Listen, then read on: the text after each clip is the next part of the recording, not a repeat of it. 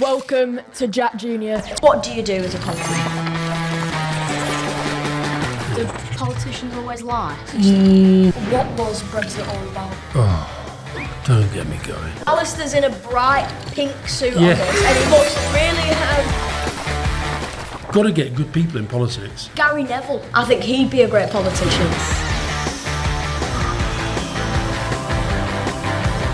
Tell us what depression is in your experience. I will just not want to do the things that I normally want to do, Yeah. like get out of bed or work or read or see friends.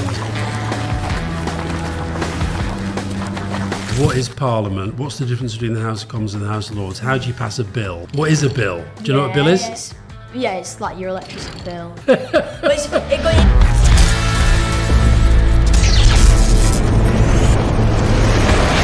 So, Alastair, many years ago, you were a politician. Okay. Just tell us what a politician is and like what do you do as a politician? Well, I wasn't a politician myself. I was working for politicians, but I guess I was in politics.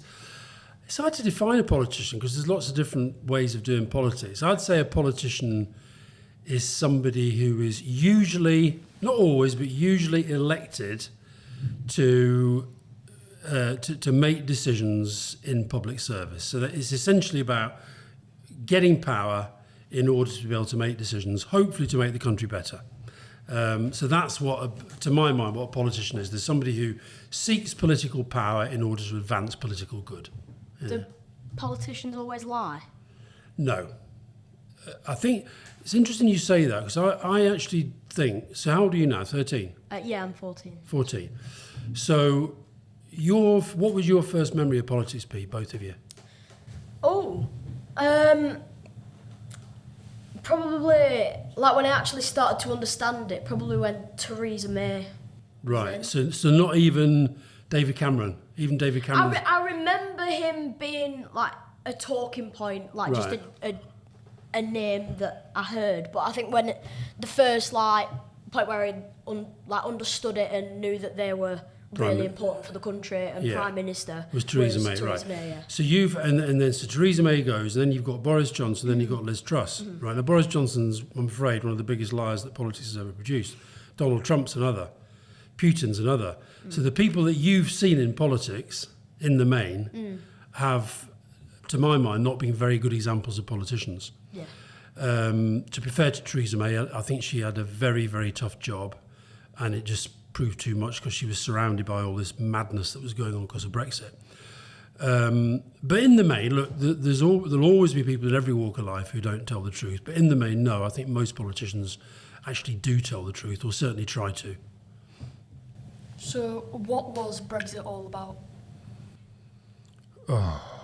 Don't get me going. Don't get me going. Well, in the end, what it was about, look, so it was a referendum, a vote of all the people above 18 on whether we should stay in the European Union. That was what it was actually about.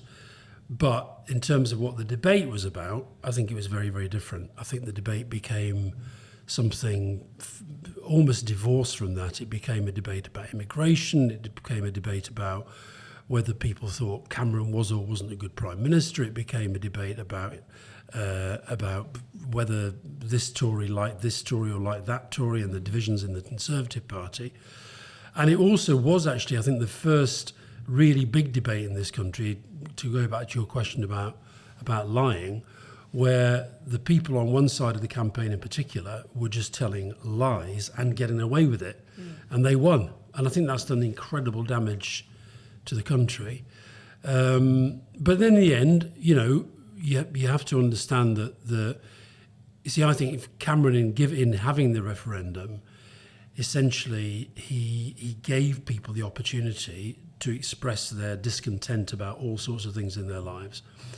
I actually think it goes back to the global financial crisis. So how old were you then? That would be 2008-ish. I wouldn't have been born. You're not even born then, yeah. So before you were born, I think it goes back to that, the global financial crisis, massive hit on the economy around the world, lots of people feeling they paid a price with the jobs and living standards and so forth, and feeling the politicians and the elites that they call them, the bankers and so forth, didn't pay a price. So, it's something as big and historic as Brexit. There's not just one factor.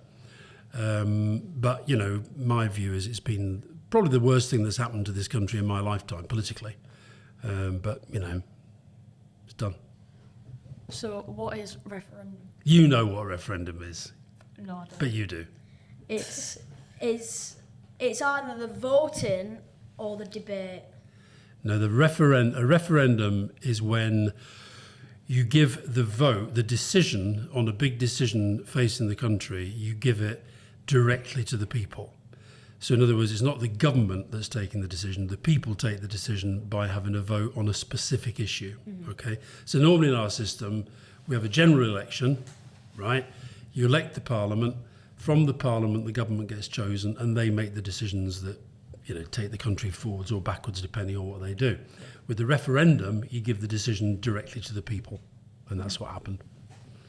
I think with people my age, people have a very different understandings of politics and whether they see it as pointless.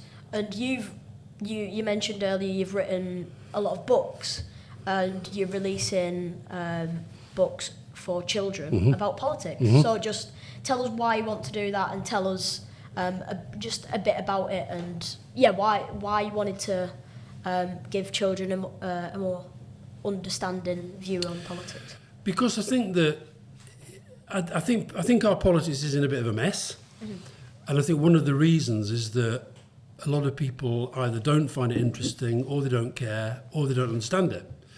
And I think we've got a real problem with lack of political education. Unless you do A-level politics, you won't learn about politics in school. Which, when you think how important politics is to all of our lives. So if you think about something like the health service, okay? So the health service was created by a government back in the day, by a Labour government after the war. It's obviously very, very popular, but under massive pressure. What the decisions that are made about how the health service are funded, only the government can make those. So that's politics. Yeah.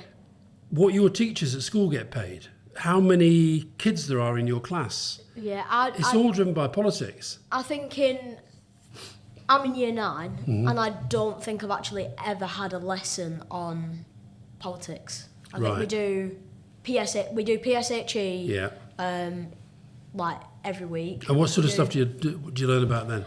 It's more mental health stuff, Right. more about society like drugs and things like that. But I think politics, which you said is super important for the country. Yeah. Everybody has an experience with politics one way or another. Yeah. It's never ever touched on. You see, it's crazy because, and those things you mentioned, right, mental health, it's only going to get fixed if politicians decide to make it a priority. So what I'm trying to do is to, do you want to see the covers of the book? Yes. Just got them yesterday. Yeah. Yeah. So I've done 2. So that one's for primary schools. Oh, right, okay. That's good. So that's Why Politics Matters. Yeah. Okay. And then the one for teenagers is that one. I'm said- loving that suit. Well, I'll tell you what. Alistair's in a bright pink suit on Yeah. this, and you look really, Go on. Go on. you look Modern. sharp. Yeah, you look. Sharp. What do you think? I quite like it. It stands out against Yeah, the black it does. background and then the pink. Yeah. But you know what's interesting about that is I said to them, they said, we want to put you in a sort of bright coloured jacket, but we can't have a colour that they use for a political party. So like red Labour, blue Tory, orange Lib Dem, green for the Greens, etc. So that was one of the few colours that you could get. And I said, well, why can't I have claret and blue? Burnley colours. And they said because it'd come out as too dark. Yeah. So they've gone for pink. Anyway, so this one is very, very simple. It's like, that's like understandable for a primary school kid having all different. Yeah, and there's lots of illustrations, and it's basically it's really, really simple. Like, what does the king do? What is Parliament? What's the difference between the House of Commons and the House of Lords? How do you pass a bill? What is a bill? Do you know what a bill is? It's Yeah, it's like your electricity bill. No. Oh, right. In Parliament. A different type of bill. Is that the one that goes from Labour No. to then, what's Come that on. one called? It's the laws, like they go to Labour, and then Labour check it, and then it goes back to No. You're Commons. talking about House Commons and the House of Lords. That's ping Oh, pong. not Labour. Commons and the I'm- Lords. Yeah. No, Getting all the hours mixed up. a bill is an idea. Is when a government brings forward a bill, it's something that they want to make a law. Okay, Right, yeah. and it becomes a law once it's been through the parliamentary process, the House of Commons and the Yeah, House of Lords, yeah, and backwards and forwards. So that was really, really simple, and this one's much more trying to get people interested and engaged, and also get them involved. Yeah. Because I think if we don't, I think if kids all move to a stage of thinking politics has got nothing to do with me, we're absolutely knackered. The country's got so many big problems. The world's got so many big problems. You've got to get good people in politics. You'd be good in politics, you two. I'm telling you. Yeah, well, there's people like... You got the gift of the gab. Yeah, I think Gary Neville. I think he'd be a great politician. Yeah. I've tried to persuade him to go into politics. Yeah. Well, Yeah. I think like listening to him speak. I've met him. I know his wife quite well, and he's intelligent. And I think a lot of footballers. I think even Vincent Kompany. Even. Yeah. Even. His His dad was a politician. Yeah. Well, he's so. His dad was the first. His dad's story is amazing. He left, because this basically is a podcast about Burnley, and Vincent is the Burnley manager. Yeah. I mean, I said we'll keep coming back to Burnley. We'll always come back to Burnley. No, his dad was the first black mayor of a Belgian town. Wow. Yeah. So, if I was an alien from space, how would you explain politics to me? Depends which planet you're coming from. Jupiter. Right, you're coming from Jupiter, you've landed, and I'd say to you, are there any other people on Jupiter? No, just me. Just you on your own? So you're in charge of everything? Or you could be going back to tell them what Earth is like. Right, well, okay. Right, Well, let's go with Freddie's scenario. So there's no other people? no other people, no Okay. other people. So you've never met anybody else No. like us? Okay. That's hard to explain then, but I'll do it like this. Well, in our planet, right, we've got lots and lots and lots of different beings like us. And in order to have order and safety and security, we have to make decisions together. And politics is the process through which we make those decisions. And then once those decisions are made, the theory is that everybody accepts that and gets on with their lives. Does that make sense? That's good. So, we've read that you suffer with depression. Mm-hmm. So just tell us what depression is and your experience with it. Okay. Depression's an illness where your mind gets sort of taken over in a way that how you feel when you're happy, confident, all that, it sort of disappears. And I've probably had it all my life, but without really realising it until I got properly diagnosed. And how my depression affects me is just sort of every now and again, I will just not want to do the things that I normally want to do, like get out of bed, or work, or read, or see friends, or go to a football match, whatever it might be. You lose that will. I've dealt with it in lots of different ways through my life. I think at one stage I probably dealt with it through alcohol, drank way too much. I've always probably been a workaholic, and I think I'm fine with that. I love working and I love getting things done, but I think sometimes maybe that was a way of dealing with the depression and trying to chase it away. And now I deal with it in lots of different ways. Exercise is really important. Music's really important to me. If ever I'm feeling down, I listen to music rather than anything else. Did you tell your children about your depression? Not for a long time, no, but then eventually I did. Because I think for a long time I didn't tell myself about it. I didn't admit it. I didn't tell Fiona, my partner. She would be saying, what's wrong? And I'd say, nothing's wrong. What are you on about? Stop having a go at me. Just sort of retreating to myself.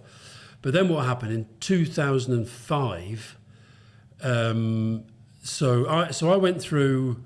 I had a very bad breakdown in the 80s. Ended up in hospital. I had psychosis, which is when you're kind of hearing voices and all that stuff. So I ended up in hospital. Got through that. They told me to stop drinking. I didn't drink for 13 years. And then, but the depressions kept coming. But I didn't really recognise them or acknowledge them. I just worked my way through it, or just ploughed on really. And then in 2005, I was not far from here. Fiona and I were out for a walk. I was in a bad way. And I started beating myself up physically, like punching myself in the face, and, I was bruised. I was just, it was bad. And as I was doing it, I was just sort of saying to myself, I've got to I can't do this on my own anymore. I was accepting that. So in fact, the guy that I went to see a psychiatrist, and I've been seeing him, terrible, absolute tragedy. He died actually just a few days ago after a terrible accident. But he was an amazing help, because he was the first person that I really trusted to be absolutely open about everything. And he's helped me develop a lot of the tactics that I now use. One of them is medication. I do take medication, which I never did before. But it's all this other stuff about, sleep, importance of sleep, importance of your diet, importance of exercise. Writing for me is incredibly important. As soon as I start to feel a bit edgy, I'll write even more. I'll write down things, and so sorry, your question was about my kids. So what happened was, when I started to see him, I thought, so my kids were by then funnily enough, it was out of Luton away.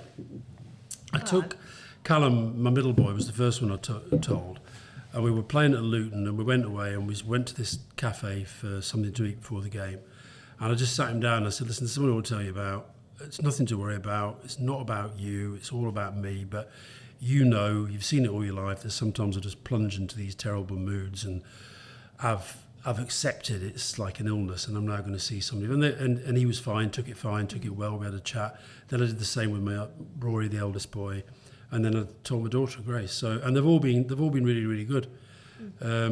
They've all had issues. Callum's recovering alcoholic. He's not drunk now for 11 years.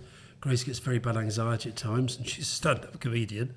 And I hope that they feel they can be much more open, because I've been open. Yeah, I think there's ways to cope with everything. I know I had certain ways that I coped with my treatment. Alistair, thank you for coming on JAAQ Jr today.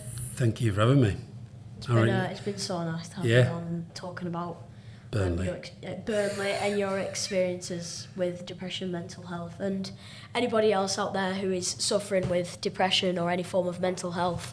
Remember, it isn't your fault. It's just your mind playing games on you.